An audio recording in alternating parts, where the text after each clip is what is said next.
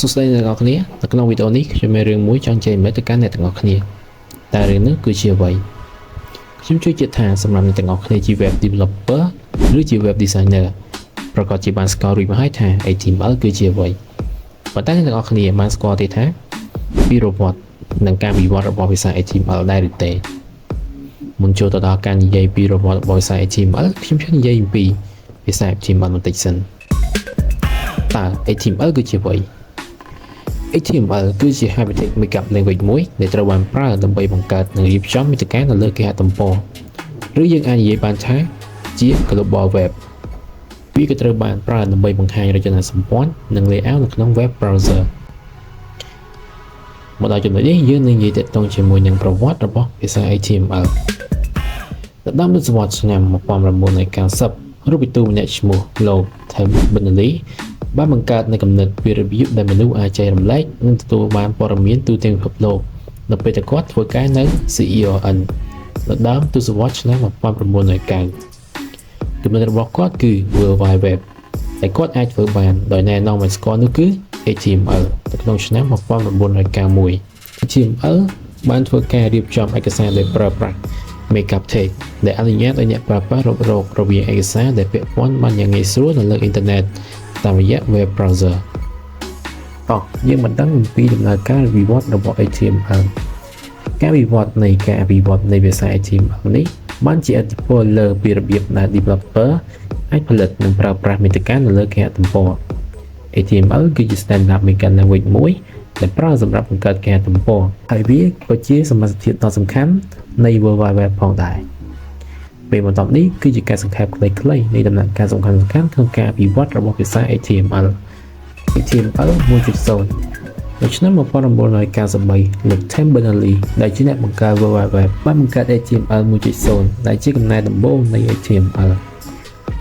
Markup Language នេះត្រូវបានងាយស្រួលប្រើនិងត្រូវបានបង្កើតសម្រាប់ Basic Text Document និង Hyperlink HTML 1.0 បានណែនាំនូវ tag មួយចំនួនដូចជា HTML tag, head tag, body tag បន្ទាប់ពីលើ anchor tag ដែលប្រើសម្រាប់បង្កើតតំណ link ភ្ជាប់ឬហៅថា hyperlink HTML 2.0 HTML 2.0 ត្រូវបាន develop ឡើងនៅឆ្នាំ1995 HTML 2.0 នេះបានបង្កើតនៅ functionality មួយចំនួននៃ web page ដោយ support នៃការបញ្ចូលនៅ table និង image វាត្រូវបានណែនាំឲ្យ user នៅគំនិតថ្មីមួយដែលធ្វើការបញ្ចូលរាល់ទិន្នន័យតាមរយៈ form HTML 3.0 HTML 3.0 ត្រូវបាន develop ឡើងនៅឆ្នាំ1995 HTML 3.0 នេះគឺជាការរំលេចឡើងនៅមុខងារដែលមានលក្ខណៈពិសេសមានភាពស្មុគស្មាញជាងមុនដូចជាការ support ជាមួយនឹង multimedia style sheet និង diagram ដែលមានភាពប្រសើរឡើងបន្ថែមទៀតទោះបីជាយ៉ាងណាក៏ដោយក៏វាមិនត្រូវបានទទួលយកយ៉ាងទូលំទូលាយនោះទេ HTML 3.2 ត្រូវបានបង្កើតឡើងក្នុងឆ្នាំ1997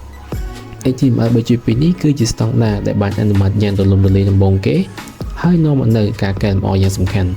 វាបានណែនាំលក្ខណៈពិសេសដូចជា form បានធ្វើឲ្យមានភាពល្អប្រសើរជាងមុនដែល support ជាមួយនឹង multi character set និង frame សម្រាប់ចែកទៅលើ web page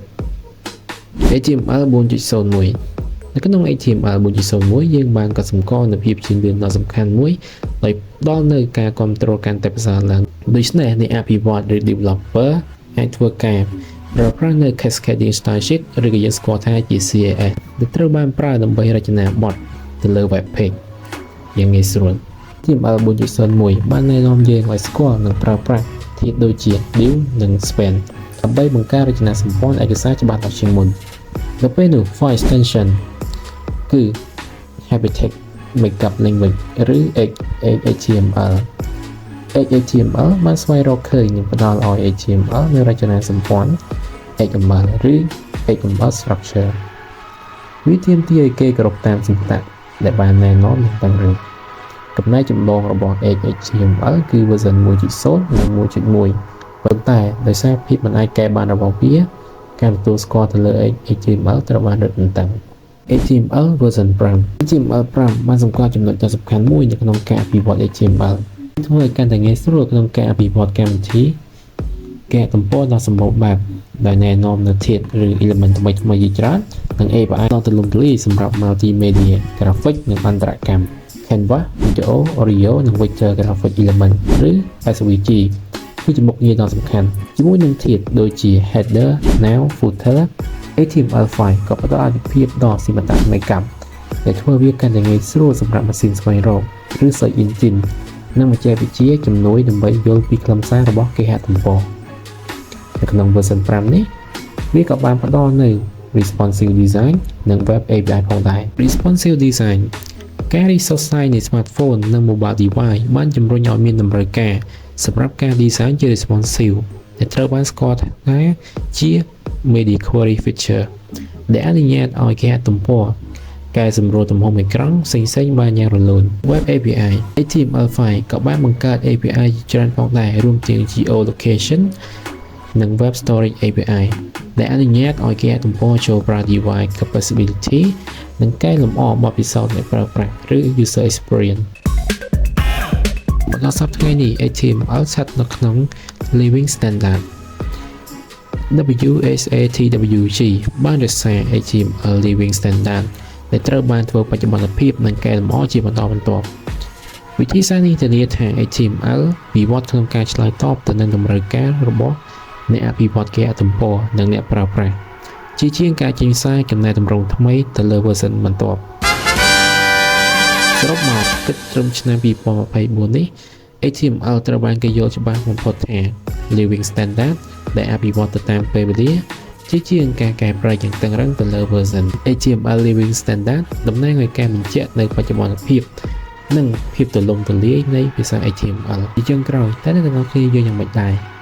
សូមធ្វើការបញ្ចេញមតិក្នុងវីដេអូនេះសូមអរគុណ